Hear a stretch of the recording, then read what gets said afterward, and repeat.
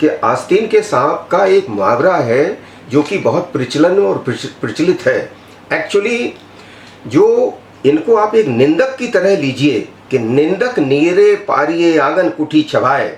अगर आप वास्तव में श्रेष्ठतम और उच्चतम प्रगति के संवाहक बनना चाहते हैं जीवन में, तो आपने निंदा करने वालों की आपको स्तुति करना चाहिए कि ये हमारे लिए प्रेरणा स्रोत हैं। मगर दुश्मन कभी आपको हानि नहीं पहुंचाएगा, कभी पहुंचा ही नहीं सकता, क्योंकि दुश्मन से आप सावधान रहते हैं। मगर कुछ हमारे समाज में हमारे ही अभिन्न मित्र और अंग होते हैं जो स्लीपर सेल की तरह हमारे जीवन में कार्यरत रहते हैं।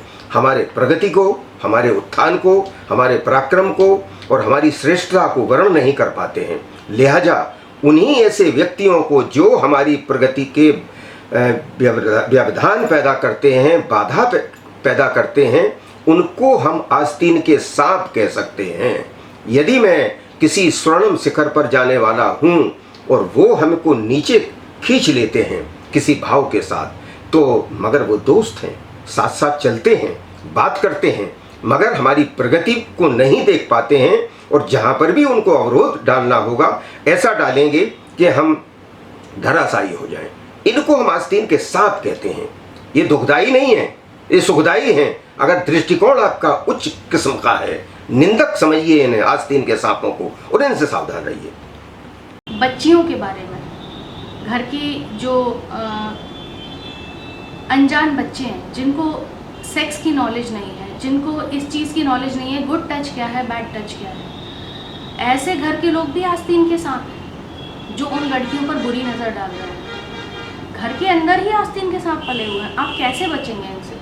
इससे ज़रूरी है कि अपने बच्चों पर नज़र रखें, बच्चों को समझाएं क्या गलत है, क्या गलत नहीं है। अपने लड़कों को भी ये बात समझाएं कि ये चीज़ गलत होती है और ये चीज़ सही होती है, किस तरह से बचाव करना है। आस्तीन के सांपों से बचना बहुत ज़्यादा ज़रूरी है। आस्तीन के सांप, देखिए, लोगों की पहचान हमें होनी चाहिए। कई बार ऐसा होता है कि हम जिन्हें अपना बड़ा डियरेस्ट और नियरेस्ट मानते हैं, उनसे हमारे विचार नहीं मिलते हैं, उनकी समझ और हमारी समझ में फ़र्क होता है, और उन्हें ही हम परिभाषित कर सकते हैं आस्तीन के सांप। वो कई बार हमसे किन्हीं विशेष वजहों से जुड़े रहते हैं, अपने निज स्वार्थ से जुड़े रहते हैं। तो मेरा ये मानना है कि आपका कोई दोस्त, आपका कोई साथी अगर किसी बिना प्रयोजन के आपसे जुड़ा है तो आप बड़े भाग्यशाली हैं। और मैं इस मामले में अपने आप को खुशनसीब मानता हूँ कि मेरे जीवन में कोई आस्तीन का सांप नहीं आया है।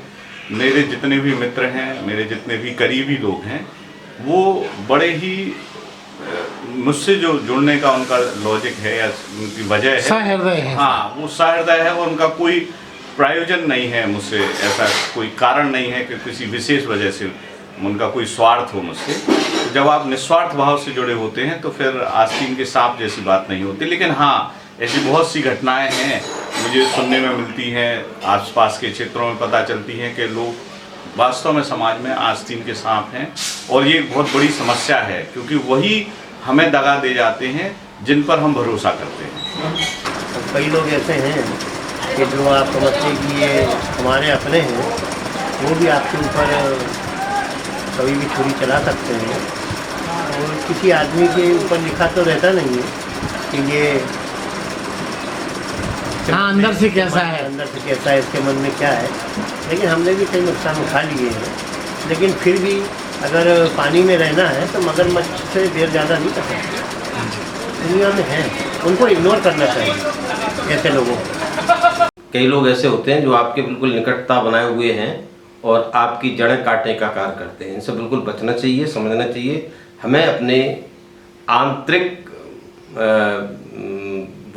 आंतरिक ज्ञान से उनको समझना चाहिए, बहुत ज़रूरी है। आजकल कई लोग ऐसे हैं जो बिल्कुल आपके आसपास का माहौल लेकर और कहीं ना कहीं आपके साथ घात करते रहते हैं। विश्वासघात तो ठीक है, घात करते रहते हैं और आपको मिटाने का कार्य, आपको जैसे कहते हैं ना पैर खींचना, तो वो करते रहते हैं।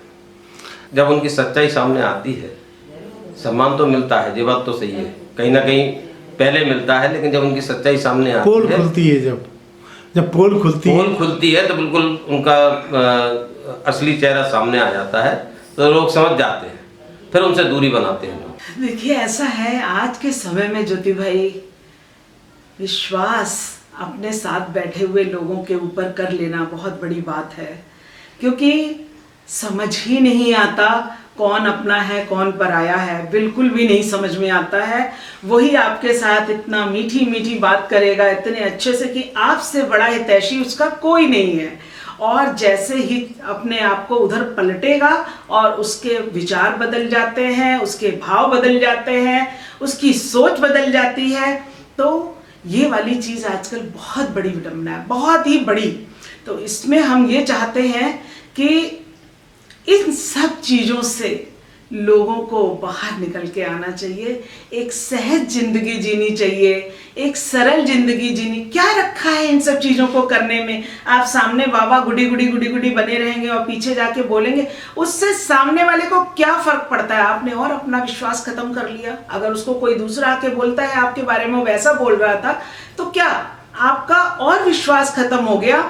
इसलिए मेरा तो ये कहना है कि हर इंसान को, हर व्यक्ति को सहज रहना चाहिए, सरल रहना चाहिए, और सच बोलने से कभी डरना नहीं चाहिए।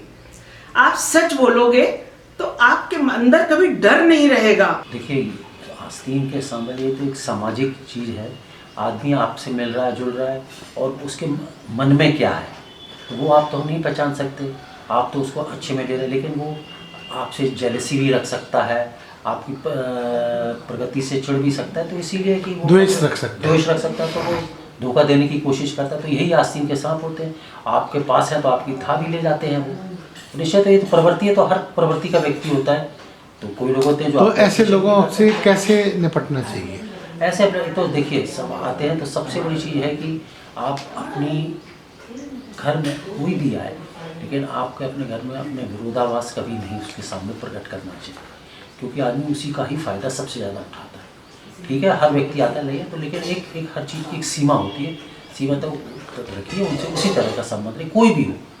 तो आप उसको, किसी को अपनी तरफ से मौका ही मत दीजिए कि वो फिर वो आपके लिए आस्तीन का सांप बनने की कोशिश करे। जी, ऐसे लोगों से जैसे दूरी बना के रखी है, कुछ इस तरीके के हमारे अंदर ऐसे थे, अब पहचान लेते थे कौन हमारे साथ आगे तक जाएगा।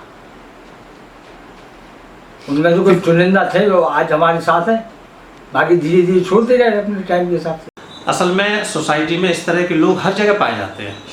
यहाँ पड़ोस में भी कई लोग हैं, ऑफिस में भी कई लोग होते हैं, हम लोगों की सोसाइटी में कई लोग होते हैं। कई लोग क्या, बल्कि आप ये समझिए 90% से ज़्यादा लोग इसी तरह के लोग हैं।